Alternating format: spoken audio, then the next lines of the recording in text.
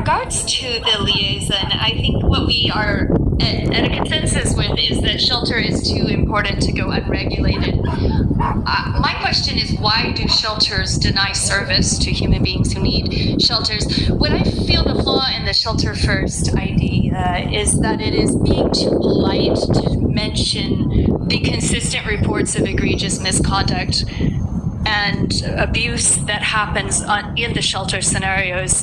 One thing I'm very, very concerned with regarding a liaison is, will the liaison become a part of the self-validating circle of possibly nepotism, protection racket, protecting abuse? We won't say anything bad about your organization. Oh, we'll overlook that. And it's actually making me feel very distrustful of the organizations when people who I know have good hearts are unable to listen to valid claims of domestic violence, sexual assault, withholding of social security checks, meal denial used as a punishment, overcrowding, rudeness, sex offenders, thieving, drug scene. Just in this last week, I've spoken to two very, very distressed human beings who were subjected to horrible thieving at Helping Hands and Lifeboat, and they're convinced that the management is in on the theft of an iPhone at Lifeboat and of all the backpack and sleeping bag at Helping Hands.